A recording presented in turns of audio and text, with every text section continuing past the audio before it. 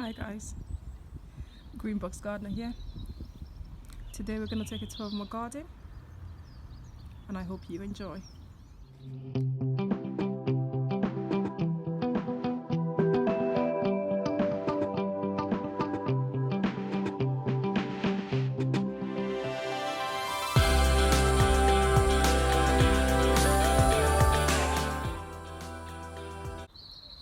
As you step out of the door, we have the blueberry plant,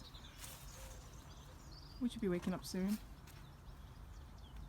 And this pot I've put, I think, walk-in onions and maybe some coriander seeds because he had coriander in it last year. So this area, obviously, this is just real life. It's very messy. This was gonna be my herb bed. Sorry guys if you're a bit wobbly. I've kind of done like half of it. You can see what I've done. So I'm that sort of person, I work bits at a time. I knew I couldn't do the whole bed at once, so I did just a little bit. Put cardboard over it. I dug it out first because I had some brambles, which I still have some other crazy weeds in here. And I just put cardboard and mulch over it, which is mostly animal bedding. And then the other half has still got lots of weeds in there. So yeah, so this is going to be my herb eventually. I don't like the way it's circular. As much as that looks nice, it just reduces the entryway to the back. So I want to just make that eventually straight, but that's not a this year project.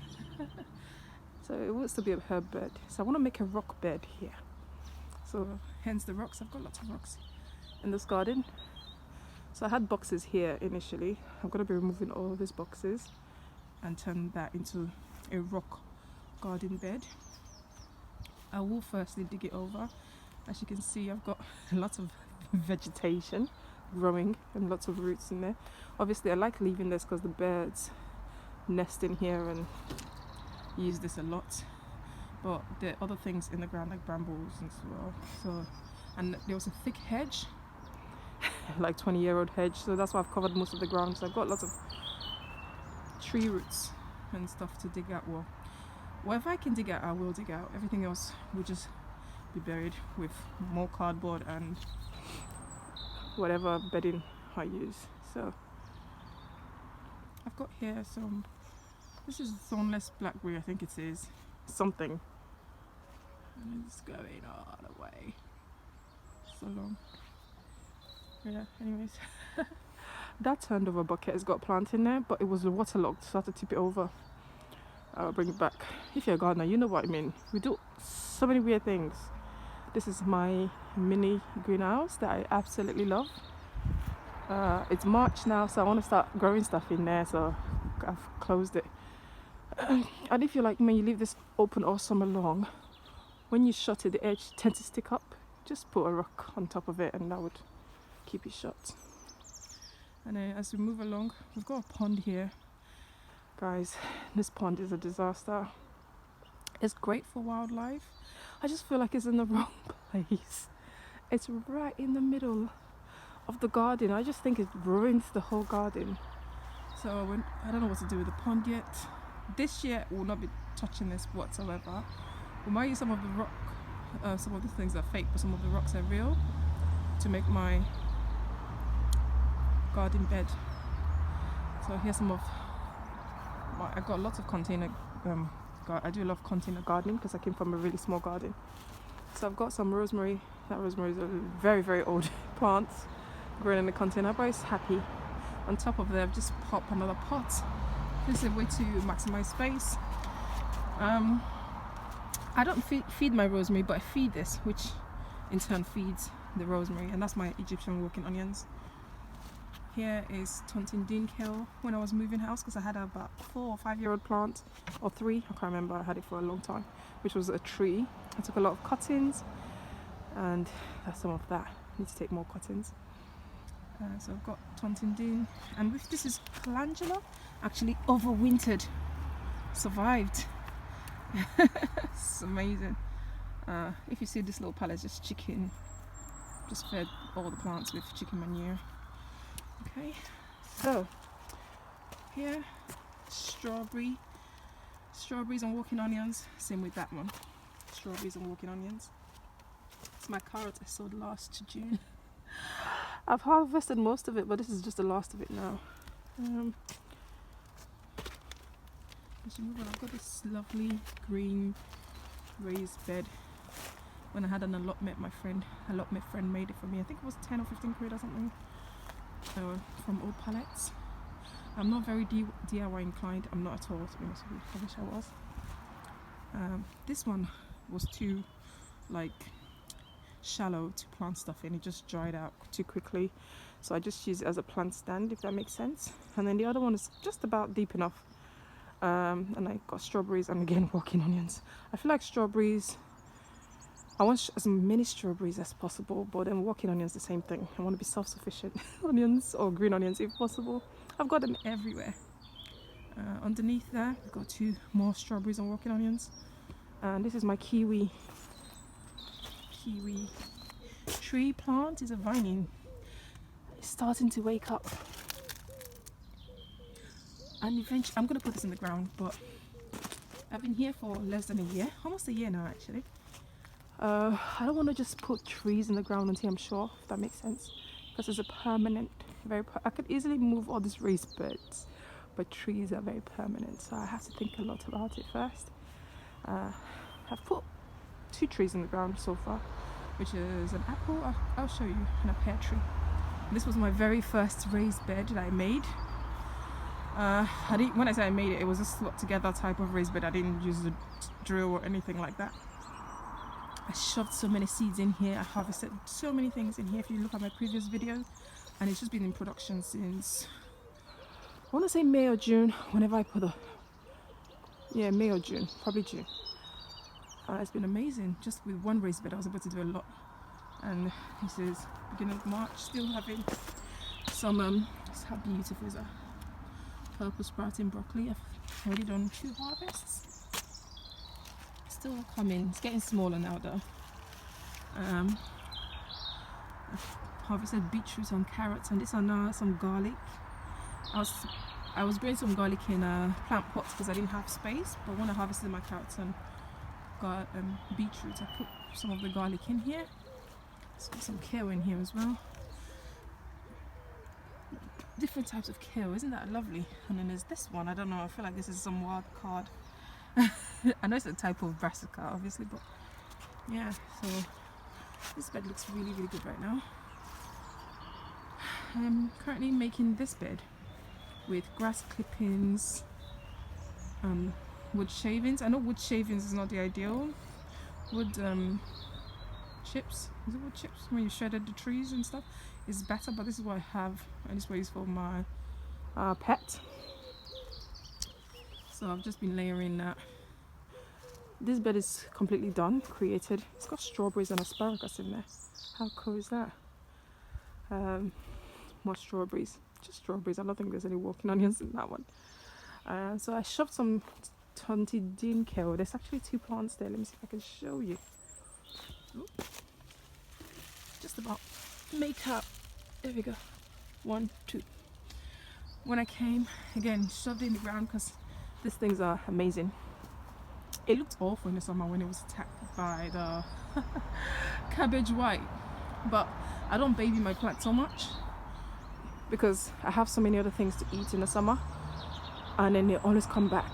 I've seen it so many times. I tried covering it, it was a disaster. One time I tried to cover it, they still got in there, and it looked awful with the net on. It just made it look worse. So now I'm like, you know what, eat it. The nicest time to eat it is now anyways. And in the summer, from July, August, when they come, the white butterflies and lay their eggs and it's demolished, and it's very like skeletal look. I'm eating other things, and then it comes back. It's amazing. So put as many as you can in the ground in pots. They grow well either way. I've got some, that's a cutting as well from the previous house. Lavender.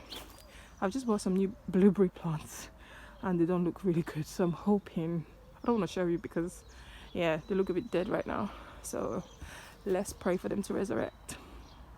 So I put them in there, cover them. Yeah, so this is my very messy, every gardener has this.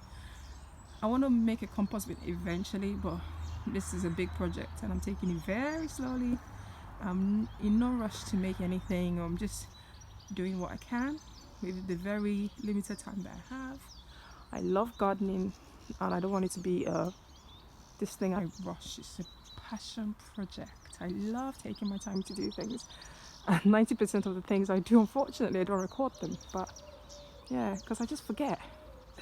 Just get on with it. So I'm making a new no-dig bed. I want to, in my allotment in 2020, I grew 9-foot tall maize. It was awesome. On 2 raised beds. Everyone was wondering what it was. They thought it was sweet corn. I'm like, nah, this is not sweet corn, it's maize. I saved some seeds. Hopefully they're viable. So I'm going to be growing some maize and some type of pumpkin. I did butternut squash one time, which was really successful, but I've got other ones I'd like to try. So what I did here is I dug the ground, because again, brambles and is it thistles or something. I've got lots of brambles and whatever that is. I don't know weeds that well. I just know dandelion and nettle and bramble, and then there was a white one. Oh, I hate that one. What's it called? Oh, bindweed. Yeah, those are the ones I can currently identify, but there's so many more. I know I have them. I just know I wish I can identify them because I want to keep something that's useful, or at least keep some of it. So, anywho's back to my. I think I want this bed slightly bigger. Only slightly bigger, because I want to grow, as many maize. Because I've given up my plot now, so this is the only growing space I have. But then it's still a family garden, so I have to think about that. Okay, so that's another messy spot that maybe I will figure something out later. Again, I'm in no rush whatsoever. I've taken lots of rocks from there for my bed. So that's this project. So moving down to this place, I've got this place was like a rock, but I've been mulching with different layers, and I've got some garlic and walking onions in here, and I just made that one. This one was first. I just shoved the garlic in the ground. It was terrible. It didn't do anything because I planted it at the wrong time. I think it was June or July last year, and the ground was hard like a rock because I am on clay soil, which is not too bad, but you know. So with time, I've been mulching it. So hopefully it's a better growing space. And I'm creating a new one here. It's a bit tricky because that kind of slopes down. I'm not sure how I'm gonna rectify that yet. That's my wormery. That is the best design for wormery. I've made so many over the years, from when I was in the flat to, trust me. Oh, the only reason it's 2 buckets is when I was moving homes, so it doesn't drip. I put another bin over it to just put it in a truck. And when we got here, we could not remove that. We tried our best, we couldn't remove it, so I had to drill a hole because it was a full bin. I had to drill a hole, so that's why it's got 2 buckets, which is all right because it's kind of now nicely insulated. But just get a bin, drill holes around it and at the bottom and not at the top. You don't want water getting in. Put 2 bricks and a drawer. That 2 bin square thing, that's long, and then that's easy. If you want to do 2, so when one fills up, use the other one. I just tend to harvest mine once a year, get all the worms out, which was around April when I'm planting stuff out. Get all the worms out as much as I can. I stopped feeding around March, like 3 weeks or so before I harvest, because they're getting active again. And then get the compost, put them back and start feeding again. You can have a 2 bin system, a 3 bin system, depending on your space. And this is a sheltered area as well, which is nice. And that one is just a open compost bin. I love that because it's quick. When I'm filling my bed, whenever I have cardboard, weeds, whatever, I just dump it in there. I don't want to dump it in here because I don't want to encourage that thing to grow. I'm trying to reduce that so I can actually create a proper space. So, and I don't want to waste stuff. So I just put it in there. And when I'm filling the bed, I just tip it in the bed.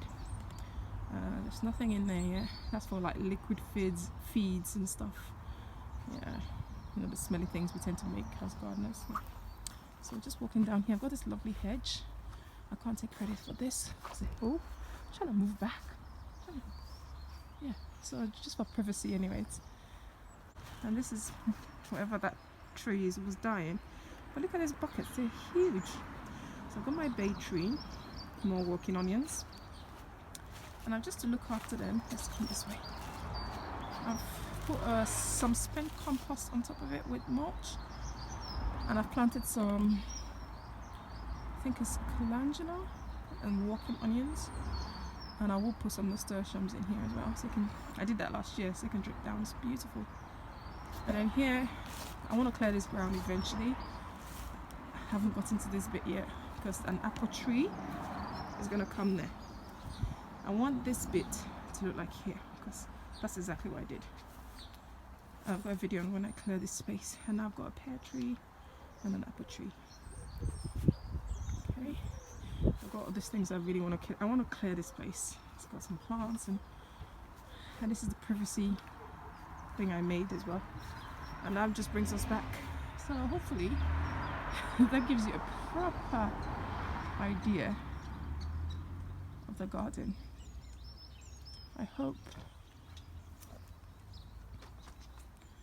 you've enjoyed, and I hope you subscribe and like. I'm still quite limited, but I feel so blessed to be able to put trees in the ground, knowing that it's going to be here for a long time. We're still growing containers because I think there's a place for containers always, and just be able to dream.